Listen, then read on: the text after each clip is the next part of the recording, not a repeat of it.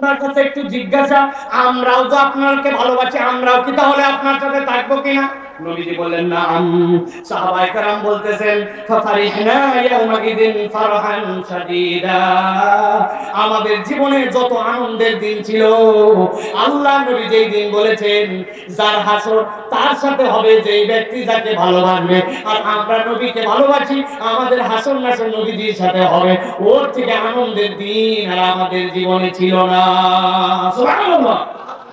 وسراجا منيرا فقد قال الله سبحانه وتعالى في كلامه المجيد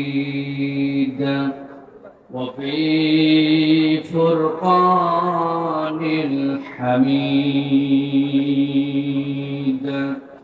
أعوذ بالله من الشيطان الرجيم بسم الله الرحمن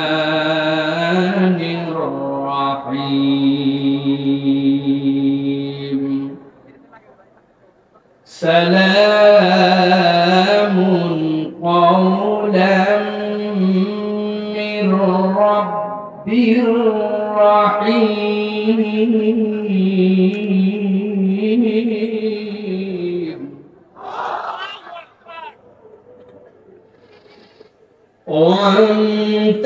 وامتازوا اليوم أيها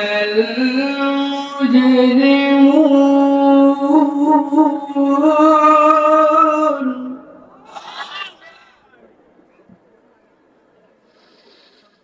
ألم أعهد إليكم يا بني آدم ألا تعبدوا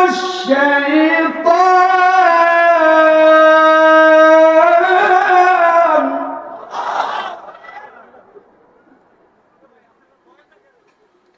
ألا تعبدوا الشيطان إنه لكم عدو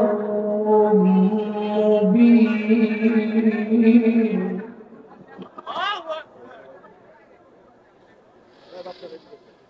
ألم أعهد إليكم يا بني آدم ألا تعبدوا الشيطان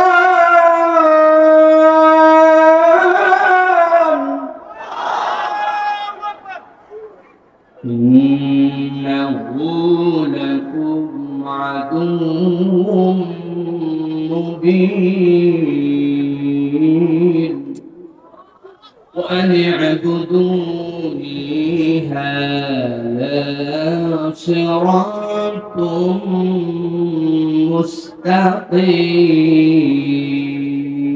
مستقيم وقال الله سبحانه وتعالى آمرا ومخبرا إن الله وملائكته يصلون على النبي يا أيها الذين آمنوا صلوا عليه وسلموا تسليما اللهم صل على محمد وعلى آل محمد كما صليت على إبراهيم وعلى آل إبراهيم إنك حميد مجيد اللهم بارك على محمد وعلى آل محمد كما باركت على إبراهيم وعلى آل إبراهيم إنك حميد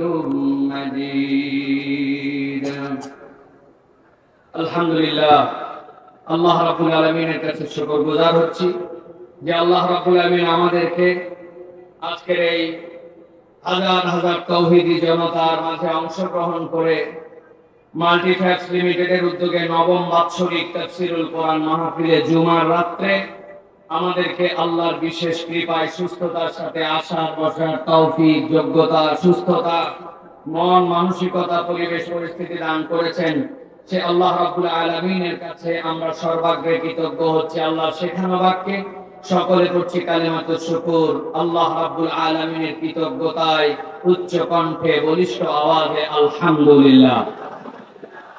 দরুদ এবং সালাম বর্ষিত হোক মানবতার মহান মুক্তির দূত আকায়ে নামদার তাজদারে মদিনা আপনার আমার প্রিয় রাসূল জনাবে মুহাম্মদুর রাসূলুল্লাহ সাল্লাল্লাহু আলাইহি ওয়াসাল্লামের প্রতি। আজকের এই মোবারক মজলিসের সম্মানিত প্রধান অতিথি, বিশেষ করে আজকের মাহফিলের সম্মানিত সভাপতি, মাল্টিফ্যাক্স লিমিটেডের ব্যবস্থাপনা পরিচালক ডক্টর মেজবা ফারুকী, তার থেকে বড় পরিচয় তিনি আমাদের দ্বীনি ভাই।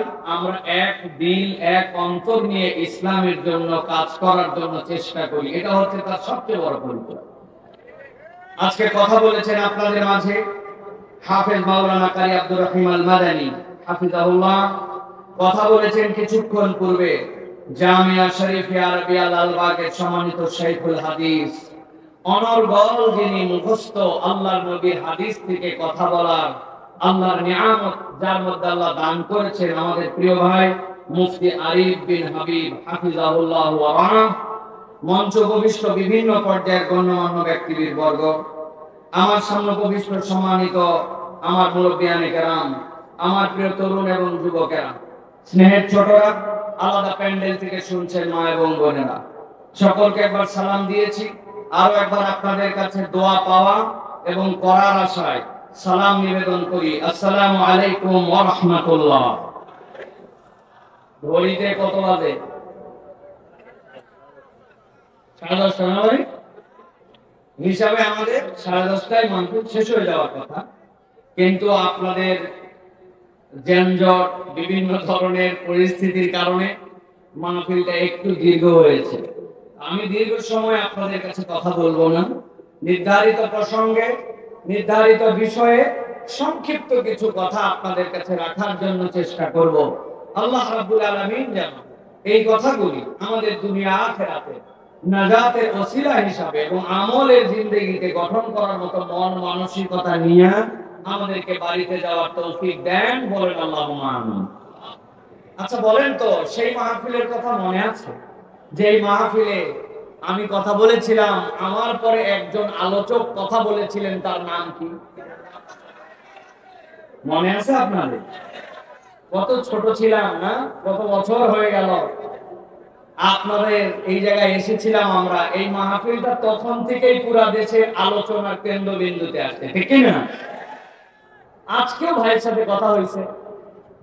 আল্লাহ যদি তৌফিকে রাখেন আর আপনাদের যদি ভালোবাসা থাকে আর আমাদের মেজবা ভাই যদি বলে, তো আগামীতে যদি এরকম আবার হয় যে আব্দুল্লাহ সাইফুল্লাহর পরে আজহারি কথা বলবে, কেমন হবে?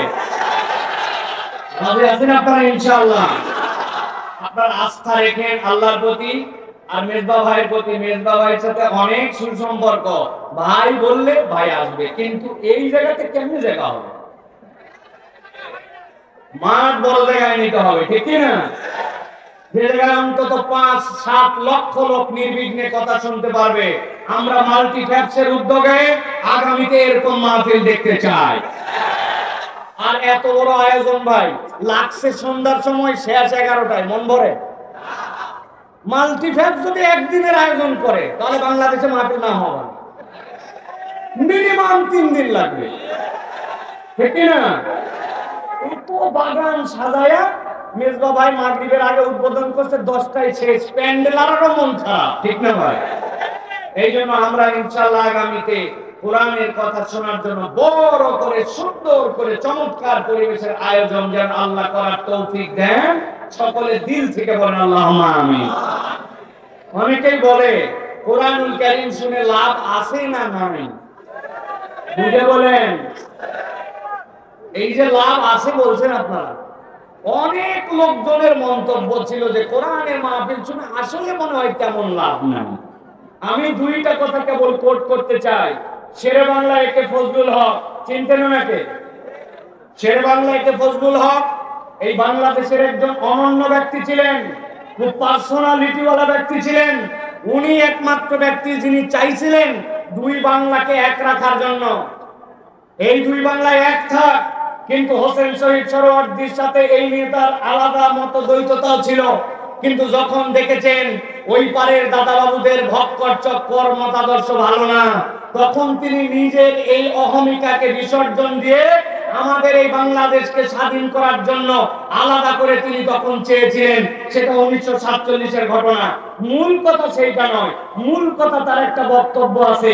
তিনি বলেছিলেন, আমি বাংলাদেশের পক্ষ নিয়ে যখন চলবো, তখন তোমরা যদি দেখো যে ওই পারের দাদাবাবুরা আমার কোন কাজের সমালোচনা করে, বিরোধিতা করে, তাহলে বুঝবে আমার চলার রাস্তা ঠিক আছে।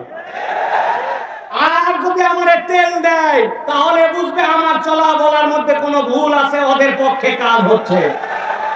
আমি এই কথা আলোকে বলতে চাই, ইসলামের বিপক্ষে যারা, কোরআনকে সহ্য করে না যারা, আলেম ওলামাকে পছন্দ করে না যারা, তারা যখন মাহফিলের বিরুদ্ধে কথা বলবে, মাহফিল করলে তাদের গা জ্বলবে, আজহারি মাহফিলে লাখ লোক করে তাদের অন্তরে জ্বলবে। যতদিন জ্বলা থাকবে বুঝবেন ততদিন মাহফিল দ্বারা লাভ হয়। আর যখন দেখবেন জ্বলা বন্ধ, তখন বুঝবেন মাহফিলে বোধহয় লাভ কমে গেছে। কথা পরিষ্কার? আর দুই নম্বর একটা জিনিস মনে রাখতে হবে ভাই, আল্লাহ রাব্বুল আলামিন এই যে আমাদেরকে কোরআন দিলেন, এই কোরআনের মূল টার্গেট আপনার আমার চেতনা এবং আপনার আমার অন্তরে পরিবর্তন। মানুষের অন্তরে পরিবর্তন না হলে, চেতনায় পরিবর্তন না হলে, নৈতিকতায় পরিবর্তন না হলে প্রকৃত পরিবর্তন হয় না। কথা দেখে না? আল্লাহ রাব্বুল আলামিন কি বলছেন খেয়াল করেন। আল্লাহ রাব্বুল আলামিন বলছেন, বাল নাকযিফু বিল হাক্কি আলাল বাতিল ফায়াদমাগু ফাইদা হুয়া যালিক ওয়া লাকুমুল ওয়াইলু মিম্মা তাসিফুন। আমার রাব্বুল আলামিন বলছেন, হে দুনিয়ার মানুষ, ভালো করে আগে বুঝে নাও, এই কোরআন, যেই কোরআন শোনার জন্য আসলে, যে ঈমান তুমি গ্রহণ করলে, যে ইসলামকে পছন্দ করলে, এইটার মূল কাজ কি তুমি জানো নাকি? হাজার হাজার মানুষ আপনারা এসেছেন, লক্ষ লক্ষ টাকা খরচ করে আয়োজন হয়েছে, শীতের কুয়াশা মাথার উপরে পড়তেছে, নিচে আপনার ঠান্ডা, আপনি যেই জায়গায় আসলেন, আল্লাহ বলছেন মূল পরিবর্তনটা কোথায় হবে তুমি জানো নাকি? আল্লাহ বলছেন, বাল নাকযিফু বিল হাক্কি আলাল বাতিল, এই হক, এই ঈমান, ইসলাম, সে আঘাত করবে কোন জায়গায়? বাতিলের উপরে। আল্লাহ রাব্বুল আলামিন বলছেন, আল্লাহ মুসলমানদেরকে, কোরআনওয়ালাদেরকে, ঈমানদারদেরকে পরাজিত করার জন্য আনেন নাই, এই ইসলাম তোমাদেরকে বিজয় দিবে। তবে বান্দা জেনে রাখো, এই পরিবর্তনটা কেমনে হবে জানো নাকি? আল্লাহ বলছেন, ফায়াদমাগু ফাইদা হুয়া যালিক, এই কোরআনের মূল পরিবর্তন হচ্ছে কোরআন আঘাত করবে চেতনায়, কোরআন আঘাত করবে দিমাগে, কোরআন আঘাত করবে তার নিজের নৈতিকতায়। কেননা বাহ্যিক যত পরিবর্তন হোক না কেন, যদি চেতনায় আর নৈতিকতায় পরিবর্তন না হয়, মানুষের প্রকৃত পরিবর্তন হওয়া সম্ভব নয়। ঠিক না? দানগুন শব্দের অর্থ ব্রেন, দানগুন শব্দের অর্থ চেতনা। খুব সংক্ষেপ সময়ের আলোচনা, ঠান্ডা মাথায় কলিজাটা উজাড় করে দিয়ে বোঝার চেষ্টা করেন। আল্লাহ বলেন, ফায়াদমাগু ফাইদা হুয়া যালিক, এমন আক্রমণ হবে যে বাতিলকে আল্লাহ নিশ্চিহ্ন করে দিবেন। আমি অনেক সময় উদাহরণ দিয়ে বলি, বুঝানোর জন্য বলি, ঠান্ডা মাথায় কথাটা সারা জীবনের জন্য মনে রাখবেন। আপনার এই কাশিমপুর এলাকায় দুই ছেলে গন্ডগোল লাগাইছে, মারামারি লাগাইছে, লাগানোর পরে একজন আরেকজনের হাতের মধ্যে স্ট্যাম্প দিয়ে বাড়ি মারছে। যেই না স্ট্যাম্প দিয়ে বাড়ি মারছে, ওর হাত ভেঙে গেছে, সাথে সাথে হাসপাতালে ভর্তি করছে। হাসপাতালে ভর্তি করার পরে প্লাস্টার করার পরে গলার মধ্যে এটা ঝুলাই দিয়েছে। ডাক্তার বলছে, আজকে অন্তত হাসপাতালে থেকে যান, আগামী কালকে আপনার যেতে হবে, কেন একটা এক্সরে করে ঠিক মতো জোড়া লাগছে কিনা এটা দেখা লাগবে। রাত্রেবেলা ওই ছেলে গলার মধ্যে প্লাস্টার নিয়ে ঝুলানো, হঠাৎ করে ব্যথা এমন বেড়ে গেছে, কষ্টে অস্থির। এমন সময় ডাক্তার একটা পেন নাশক ইনজেকশন দিয়েছে, দেওয়ার পরে ওই ছেলের যখন একটু ব্যথা কমে গেছে, হাসপাতালের বেডে শুয়েছে, গলার মধ্যে বান্ধা হাত, আর চিন্তা করতেছে একবার খালি কাশেম করে আমি ব্যাক করে যাই, যেই বেটা আমার এক হাত ভাঙছে, আল্লাহ বাঁচালে ওর দুই হাত। ভালো করে বুঝে থাকলে বলেন, হাসপাতালে শুয়ে এরকম চিন্তা করতে পারবে কিনা? আর আরেকটা গন্ডগোল লাগার পরে পা ভাঙছে, পা ভাঙার পরে বলছে গাজীপুরে হবে না, ঢাকাতে নিয়ে চলে গেছে। যাওয়ার পরে ভর্তি করছে পঙ্গু হাসপাতালে। 10 ইঞ্চি 2টা ইট বেঁধে পায়ের মধ্যে ঝুলায় রাখছে। রাত্রেবেলা পায়ের ব্যথায় চিৎকার করে, ডাক্তার ইঞ্জেকশন দিতে দেওয়ার পরে হাসপাতালে পঙ্গুতে শুয়ে শুয়ে ভাবতেছি একবার খালি আমার পাটা ঠিক হোক, আর একবার কাশিমপুরে আমি ব্যাক করি। আল্লাহ যদি বাঁচায় রাখে যে এটা আমার পা ভাঙছে, ওইটার এক পা, ওর বাপের এক পা, ওর ভাইয়ের এক পা যদি না ভাঙি তো আমি ঢাকার পোলা না। কথা বলে থাকতে বলেন এই চিন্তা করতে পারবে কিনা ভালো করে বোঝেন। আরেকটা গন্ডগোল লাগছে, লাগার পরে গন্ডগোল হতে হতে হাতের মধ্যে লাঠি ছিল, মাথার মধ্যে একটা বাড়ি মেরে দিছে। যেই মাথার মধ্যে বাড়ি মারছে ওই লোক অজ্ঞান হয়ে গেছে। অজ্ঞান হওয়ার পরে এরপরে হাতও ভাঙতে, পাও ভাঙতে, হাসপাতালে ভর্তি করার পরে হাতও প্লাস্টার করতে, পাও করতে, কিন্তু এখন পর্যন্ত জ্ঞান ফিরে নাই। গাজীপুরের মুসলমান বুদ্ধি কাটায় বলেন যেই লোক তোমার মধ্যে চলে গেছে, যার চেতনা নাই, ও কার হাত ভাঙবে আর কার পা ভাঙবে এইটা চিন্তা করার মতো ক্ষমতা আছে। আমার আল্লাহ রাব্বুল আলামিন বলছেন বাল নাকুযিবু বিল হাক্কি আলাল বাতিল ফায়াবলগু ফাইদা হুয়া সাইক ওয়া লাকুমুল ওয়াইলু মিম্মা তাসিফুন।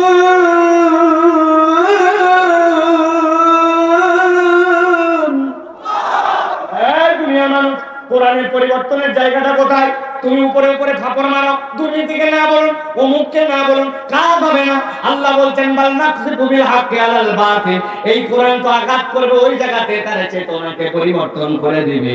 একবার যদি মানুষের চেতনার মোরালিটির জায়গায় পরিবর্তন হয়, ওই পরিবর্তন দিয়ে দেশ পরিবর্তন করা সম্ভব। নচেত কেবল সোনার বাংলা ডায়লগ দিব, সোনার বাংলা পরিবর্তন হবে না, দিন দিন চোরগুলা ডাকাত হবে। ঠিক না? আমাদের অনেকেই দেখবেন পেপার পত্রিকায় দেখবেন বিগত 17 বছরের মধ্যে যারা যারা লিখবে, খবর রাখবেন আপনারা, যদি কেউ লেখে সাবেক অমুক, সাবেক তমুক, আপনি একটা বিষয় নিশ্চিত থাকবেন ও সাবেক চোর, সাবেক ডাকাত। ঠিক না? বাকিগুলা সবগুলা আর বেশি কথা বললাম না। এখন বুঝতে হবে আমি যে পরিবর্তনটা চাই, হই হই করে হবে না। পরিবর্তন যদি করতে হয় আল্লাহর ভাষায় কোরআন দিয়ে পরিবর্তন করা লাগবে। ঠিক না? নাকযিবু বিল হক, এই হকের তাফসীর করছে ঈমান, ইসলাম, এই হকের তাফসীর হচ্ছে কোরআন। অথবা আপনার চেতনায় যদি কোরআন দিয়ে পরিবর্তন না হয়, আপনি যত পরিবর্তন করতে চান একটাও এইগুলা প্রপারলি কাজ করবে না। ঠিক না? কথা আমরা একটা প্রমাণ দেখেছি, আমি অনেক জায়গায় বলেছি দুর্নীতিকে না বলুন, এইটার জন্য ব্যানার করতে হবে, ফেস্টুন করতে হবে, স্টিকার লাগাতে হবে, পেপার পত্রিকায় বিজ্ঞাপন দিতে হবে, টিভিতে আলাদা বিজ্ঞাপন চালাতে হবে। কি জন্য? দুর্নীতিকে না বলুন। বাজেট কত? 10 কোটি। এখন যেই 10 কোটি টাকা দুর্নীতিকে না বলুন এর বাজেট হয়েছে 8.5 কোটি টাকা খাইয়ে ফেলে। দুর্নীতিকে না বলুন যদি আপনার অবস্থা খারাপ হয়, তাহলে অবস্থাটা আসলে কি বুঝছেন আপনি প্রিয় ভাইয়েরা? আপনি মনে করছেন যে আপনি বিরাট বড় সিসিটিভি লাগাবেন, লাগায় বিরাট কাম করে ফেলছেন। জি না, সিসিটিভির অভিজ্ঞতা আমার আছে। 5-7 বছর আগে আমার পাসপোর্ট রিনিউ করার জন্য গেছি, 6 মাসের নিচে মেয়াদ না থাকলে ভিসা লাগায় না। আমার এমার্জেন্সি পাসপোর্ট রিনিউ করা দরকার। আমার একজন বলছে হুজুর যাচ্ছেন পকেটে কিছু মাল পানি নিয়ে যান, ফিরে কাজ হয় না। আমি প্রস্তুতি নিয়ে গেছি, যাওয়ার পরে দোতলায় অফিস ঘুরে অনেকক্ষণ ঘুরাই, টাকাও চায় না, কাজও করে না। অনেকক্ষণ পরে বলছে নিচে চলেন। দোতলার থেকে যখন নিচতলায় আমাকে নিয়ে আসতেছে, এই যে দোতলার থেকে নিচতলা আসার সময় এক সিঁড়ি, এরপরে ল্যান্ডিং, তারপরে আরেকটা সিঁড়ি থাকে, ওই একতলার এক ধাপ সিঁড়ি পার করে ল্যান্ডিং এর ওখানে এসে বলতেছে হুজুর কিছু দেন। আমি বললাম ব্যাক কল দেওয়ার জন্য কখন থেকে রেডি হয়ে আছে, তুমি দোতলায় না এই জায়গায় এনে নিচ্ছ কেন? বলে হুজুর এই বিল্ডিংটি সিসি ক্যামেরা নিয়ন্ত্রিত, তবে আমরা মনিটরে চেক করে দেখছি এই জায়গাটা ভরে না। তাহলে দুর্নীতিকে না বলুন আর সিসি ক্যামেরা দিয়ে কাম হবে। চেতনায় পরিবর্তন আসতে হবে। যখন আপনার চেতনায় পরিবর্তন আসবে তখন এই দেশ পরিবর্তন সম্ভব। ঠিক না? তাছাড়া এইটা ডাকাত হয়েছে, আরো বড় চোরের খনি তৈরি হবে। বহুত লোকজন খাইছে অনেকদিন, অনেকে খাইতে পারে না, উসখুস করতেছে। তাই লোক বেশি মারেন না। আমরা ভাইসে আসি না, এই দেশেই জন্ম আমার, মেজবাবার এখানে বড় হয়েছে, সব জানে। ওই গার্মেন্টস এক্সেসরিজ আনার থেকে শুরু করে বাইরে হওয়া পর্যন্ত কতগুলো স্তর পার করতে হয়, কত মাল পানি খরচ করতে হয় বলে না, কিন্তু আমরা জানি। প্রিয় ভাইরা, তাহলে আমরা কোরআনুল কারীম থেকে কিছু কথা শুনতে চাই। রাজি আছেন ইনশাআল্লাহ? বেশিক্ষণ না, যে কয় আয়াত, এই কয় আয়াত বলতে হলে আমি যা পড়ালেখা করছি বিকাল থেকে, এই পড়ালেখাটুকু বলতে হলে আমার 3-4 ঘন্টা লাগবে। আমি বিকাল 4টা থেকে পড়ালেখা শুরু করছি, আগের দিনও করছি, নোট করছি, এরকম না যে আমার অসীম জ্ঞান। এই জন্য আমি যেখানেই যাই অন স্ক্রিপ্টেড কথা বলার জন্য চেষ্টা করি। তা আমার যা পড়ছি তাতেই তো দেখছি সুবহানাল্লাহ মিনিমাম 4 ঘন্টা লাগে। তাই আমার তো এত সম্ভব না, 30 থেকে 40 মিনিট আমরা একটু কথা শুনবো। রাজি আছি ইনশাআল্লাহ?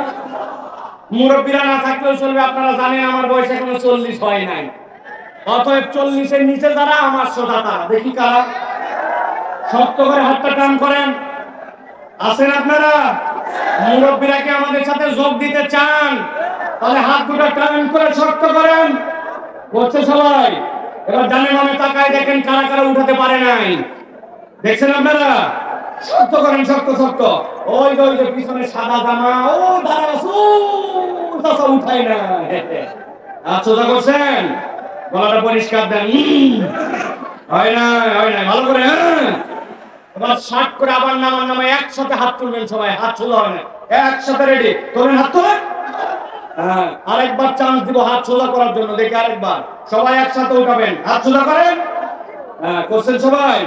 ওই কালো শার্ট, কি খবর ভাই? মাফলার, ওই যে হ্যাঁ কেবল তুলছেন, দেখছেন? এই চোখ অপারেশন হয়েছে, আল্লাহ বলে এখনো দৃষ্টি ভালো রাখছে। হাত সোজা করছেন সবাই, টান টান করে, গলা পরিষ্কার হয়েছে। এবার হাতটা বুক বরাবর নেন, এই বরাবর। এবার আমরা আকাশ বাতাস মুখরিত করে আলোচনার শুরুতে একটা আল্লাহর নাম উচ্চ কণ্ঠে আওয়াজ করে শোনাতে চাই। রাজি আছেন আপনারা? যারা রাজি আছেন তারা সকলে বলেন আল্লাহুম্মা আমিন। আর যারা রাজি নাই তারা বলেন আল্লাহুম্মা আমিন। তো আছে কিছু লোক, না কিছু লোক থাকে ভাই, সারা দেশ দেখছি আমি। আপনি যত পান পট্টি দেন, আপনি বলবেন লিল্লাহি তাকবীর, উনি বলবেন আল্লাহ ব্যাটারি না। এই টাইপের লোক সব জায়গায় আছে ভাই। এদের অন্তরের মধ্যে যে কি হয়েছে কেবল আল্লাহই জানে। এখন একটু হিম্মত করে তাকবীর দিতে পারবেন ইনশাআল্লাহ? হাত বুক বরাবর আছে। আমি যখন লিল্লাহি তাকবীর বলবো তখন হাত দুটো উপর দিকে ছুঁড়ে দিতে হবে, পারবেন ইনশাআল্লাহ? রেডি সবাই? থেকে তো তাকবীর দেন, লিল্লাহি তাকবীর, লিল্লাহি তাকবীর। আল কোরআনের আলো, আল হাদিসের আলো, তোমার নেতা আমার নেতা, তোমার নেতা আমার নেতা, আলেম ওলামা যেখানে, লিল্লাহি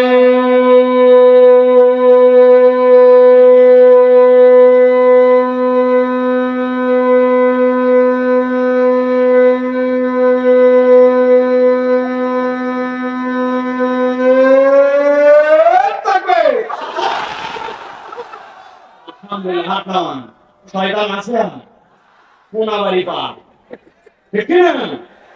আল্লাহু আকবারের স্লোগান শয়তান পছন্দ করতে পারে না। এজন্য আল্লাহু আকবারের স্লোগান যাদের পছন্দ হয় না, বুঝবেন এরা শয়তানের খালাতো মামাতো ফুফাতো ভাই। আল্লাহু আকবারের স্লোগানের সাথে যাদের সম্পর্ক নাই, তাদের সাথে বাংলার মুসলমানের কোনো সম্পর্ক নাই। জানি তো প্রিয় ভাইরা? চলেন তাহলে এবার আমরা সরাসরি কোরআনুল কারীমের মধ্যে প্রবেশ করব। আয়াত বাই আয়াত জাস্ট একটু করে অনুবাদ আর অল্প একটুখানি কিছু কথা এখান থেকে আমরা শুনে যাওয়ার জন্য চেষ্টা করব। আর দেরি না করে বিতাড়িত শয়তান থেকে আশ্রয় প্রার্থনা করে দাঁড়ায় বসে, জায়গা পাইছেন পান নাই, দূরে কাছে যে যেখানে, সকলে একসাথে পড়েন আউযু বিল্লাহি মিনাশ শাইতানির রাজীম। বিসমিল্লাহির রাহমানির রাহিম। ওয়া ইয়াকুলুনা মাতা بعد إن كنتم صادقين ما ينظرون إلا صيحة واحدة تأخذهم وهم يخصمون আল্লাহ রাব্বুল আলামিন বলছেন, ও আমার হাবিব, আপনি যখন দ্বীনের দাওয়াত নিয়ে মক্কার কাফের মুশরিকদের কাছে গেলেন, আপনি যখন দ্বীনের কথা তাদেরকে বুঝালেন, ঈমানদারদের মধ্যে থেকে আল্লাহ যাদের অন্তরে হেদায়েত দিয়ে দিলেন, ওই মানুষগুলা দ্বীনের দিকে চলে আসলো।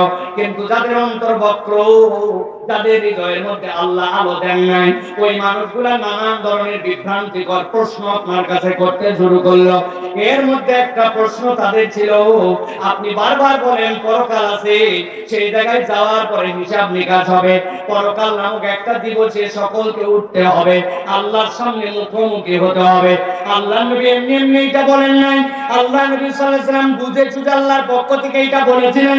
কেননা যদি পরকাল না থাকে, দুনিয়ার কোন মানুষ প্রপারলি যেরকম তার প্রাপ্তিটা পায় না, সেরকম দুনিয়ার মানুষের যদি কোনো শাস্তিও হয়, তাহলে ওই শাস্তিটাও দুনিয়ার বুকে মানুষ প্রপারলি পায় না। কথাটা বোঝেন নাই? ঠান্ডা মাথায় বোঝেন।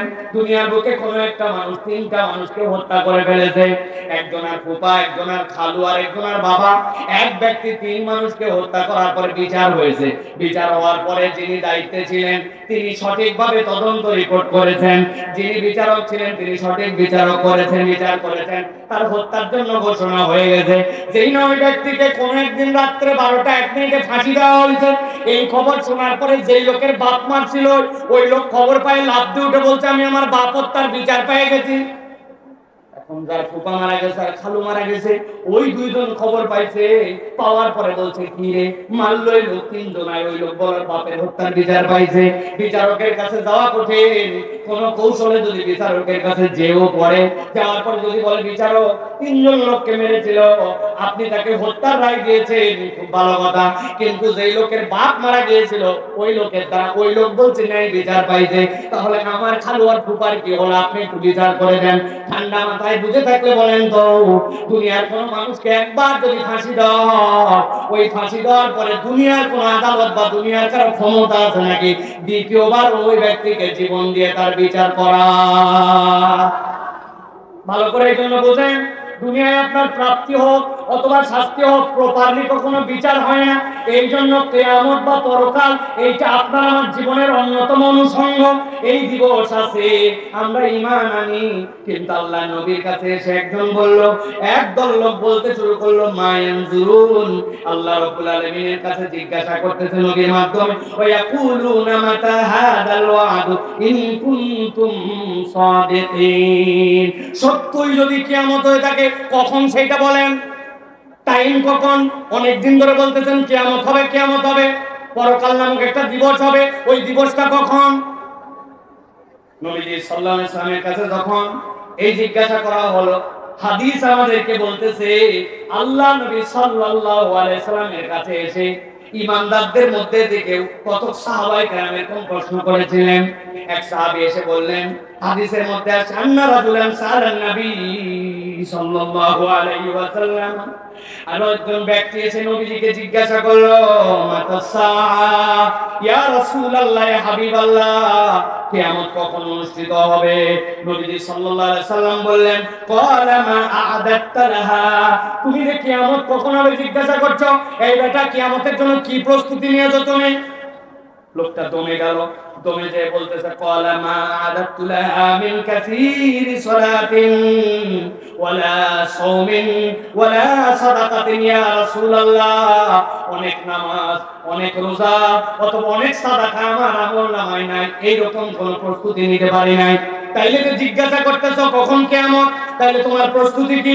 লোকটা লাফ দিয়ে উঠে বলল, ওয়ালাকিন্নী উহিব্বুল্লাহ ওয়া রাসূলাহু, আমার সালাম বড় সংক্ষেপ, কিন্তু ইয়া রাসূলুল্লাহ, আমি আল্লাহ এবং আল্লাহ রাসূলকে ভালোবাসি। যেই না ওই লোক এই কথা বলেছে, আল্লাহ নবী বললেন, ক্বালা আনতা মা মান আহবাবতা, ও আমার সাহাবী, চিন্তা করো না, তুমি যাকে ভালোবাসো কিয়ামত তোমার তার সাথেই হবে। সুবহানাল্লাহ। এখন আপনার আমার হাসর নাসর যদি আল্লাহ নবীর সাথে হয়, আপনার আমার তো চিন্তা থাকার কথা নয়, কেননা নবীজি সাল্লাল্লাহু আলাইহি ওয়াসাল্লামকে আমরা ভালোবাসি। সাহাবায়ে কেরাম বলতেছেন ফাকুলনা ওয়া নাহনু কাযালিক। একজন বলে ইয়া রাসূলুল্লাহ, ওই লোক তো বলছে সে নাকি আল্লাহ তার রাসূলকে ভালোবাসে, কিন্তু আপনার কাছে একটু জিজ্ঞাসা, আমরাও তো আপনাকে ভালোবাসি, আমরাও কি তাহলে আপনার সাথে থাকবো কিনা? নবীজি বললেন নাম। সাহাবায়ে কেরাম বলতেছেন ফাফারিহনা ইয়াউমাইদিন ফারহান শাদীদা। আমাদের জীবনে যত আনন্দের দিন ছিল, আল্লাহ নবী যেই দিন বলেছেন যার হাসর তার সাথে হবে যেই ব্যক্তি যাকে ভালোবাসবে, আর আমরা নবীকে ভালোবাসি, আমাদের হাসর নাসর নবীজির সাথে হবে, ওর থেকে আনন্দের দিন আর আমাদের জীবনে ছিল না। সুবহানাল্লাহ। এবার আপনাদের কাছে জিজ্ঞাসা করতে চাই, আমি সহ আমরা কি আমাদের নবীকে ভালোবাসি? কথা বলেন, ভালোবাসি? আমরা কি আল্লাহকে ভালোবাসি? তাহলে আজকের মাহফিল সাক্ষী হোক যে আল্লাহ সাহাবীরা যেরকম, আল্লাহ নবী সাহাবীরা যেরকম খুশি হয়েছেন যে তার সাথে নবীর হাসর নাসর হবে, আমরাও আশাবাদী আমাদের সাথে আমার নবীর হাসর নাসর হবে।